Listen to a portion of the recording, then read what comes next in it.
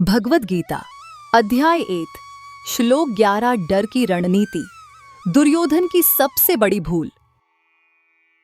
क्या होगा अगर पूरी टीम का भविष्य सिर्फ एक इंसान पर टिका हो?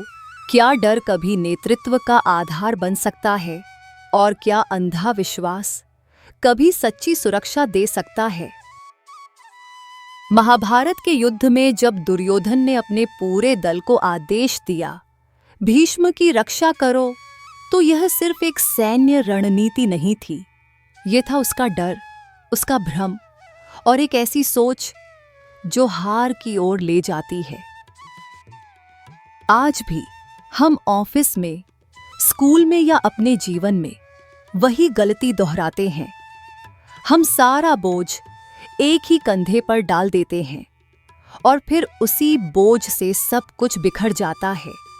लेकिन गीता हमें रोकती है, सिखाती है नेतृत्व क्या होता है, सुरक्षा किससे मिलती है और जीत का रास्ता कैसे बनता है। आइए इस श्लोक के माध्यम से झांकते हैं अपने भीतर और उस युद्ध में जो आज भी हर दिन हमारे चारों ओर लड़ा जा रहा है। अयनेषु च सर्वेषु यथा भागमवस्थिताः भीष्ममेवाभिरक्षन्तु भवन्तः सर्व एव हि। अनुवाद: तुम सब अपनी अपनी जगह पर मजबूती से स्थित रहो और सब मिलकर सिर्फ भीष्म की ही रक्षा करो। इस एक श्लोक में छिपा है नेतृत्व, भय और आत्मविश्वास का गहरा दर्शन। आइए श्रीमद्भगवद गीता के इस श्लोक से जीवन के 3 अमूल्य पाठ सीखते हैं। सीखित, अपनी मुख्य शक्ति की रक्षा करें। रणनीतिक नेतृत्व। युद्ध की स्थिति। भीष्म पितामह को सबसे बड़ा योद्धा मानते हुए दुर्योधन ने सभी योद्धाओं को आदेश दिया कि वे उनकी रक्षा करें।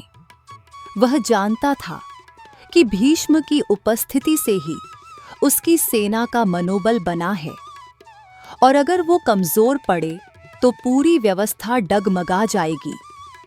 यह निर्णय दर्शाता है कि भले ही अहंकार हो, बुद्धिमान नेता जानते हैं कि उन्हें किस स्तंभ को बचाना है। वास्तविक जीवन स्थिति। सरकार ने एक महत्वाकांक्षी डिजिटल ट्रांसफॉर्मेशन प्रोजेक्ट शुरू किया, देश भर के दस्तावेजों को एकीकृत करने का। इस प्रोजेक्ट की नींव थी एक वरिष्ठ डेटा आर्किटेक्ट अलका, जिसके बिना सिस्टम डिजाइन अधूरा था। जैसे जैसे राजनीतिक दबाव और डेडलाइन बढ़ती गईं, अलका को लगातार मीटिंग्स और मीडिया पूछताछों में उलझाया जाने लगा। प्रोजेक्ट हेड ने समय रहते फैसला लिया, अलका को प्रोटेक्ट किया, बाहर की सभी जिम्मेदारियों से हटाया और उन्हें सिर्फ सिस्टम पर फोकस करने दिया। नतीजा, प्रोजेक्ट समय से पूरा हुआ और देश भर में लागू भी हुआ। सीख। आपकी असली ताकत व्यक्ति नहीं, उसका योगदान और फोकस होता है।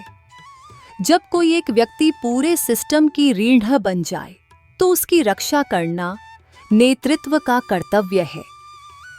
मुश्किल हालात में सही फैसले लेना ही रणनीतिक सोच है। सीख 2।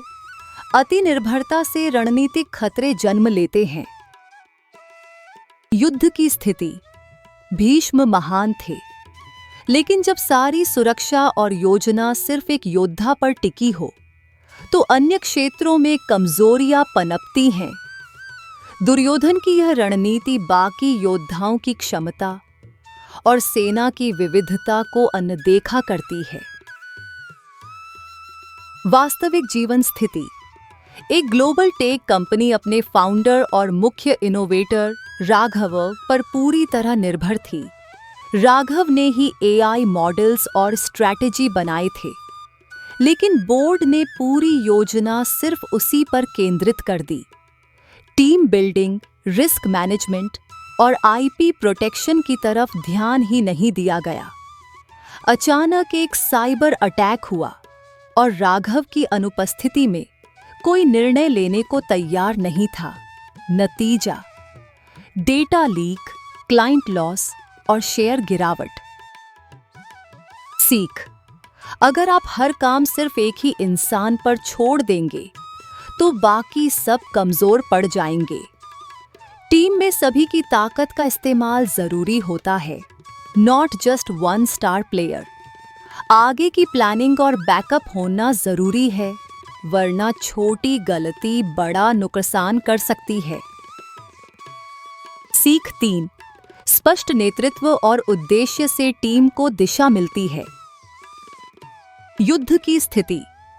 दुर्योधन के आदेश ने भले डर से जन्म लिया हो, लेकिन उसका प्रभाव था सेना को एक लक्ष्य पर केंद्रित करना। इससे सभी योद्धाओं को एक साझा उद्देश्य मिला, जिससे लड़ाई में अनुशासन और ऊर्जा का संचार हुआ। वास्तविक जीवन स्थिति। एक तटीय राज्य में सदी की सबसे बड़ी सुनामी आने की चेतावनी मिली। प्रशासन, मीडिया, एनजीओ सभी दिशाहीन हो चुके थे। तभी मुख्यमंत्री ने एक असाधारण फैसला लिया, सभी संसाधनों को एक रेस्क्यू कोर कमांड के तहत लाना। चाहे मेडिकल टीम हो, मिलिट्री, प्रशासन या तकनीकी सहायता, सबको एक लीड के तहत एक मिशन पर लगाया गया। यह सिंगल चैनल लीडरशिप हजारों जानें बचा गई। सीख, विपरीत परिस्थितियों में स्पष्ट दिशा ही सबसे बड़ा हथियार होती है। एक लीड, एक विजन और एक मिशन टीम को एकजुट करते हैं। भ्रमित प्रयासों की तुलना में सटीक नेतृत्व हमेशा जीत दिलाता है। नेतृत्व का मतलब सिर्फ ताकत दिखाना नहीं होता, बल्कि यह जानना होता है कि किसे, कब और किस तरह बचाना है। एक गलत फैसला पूरी टीम को हिला सकता है, पर एक सही रणनीति उन्हें मंजिल तक पहुंचा सकती है।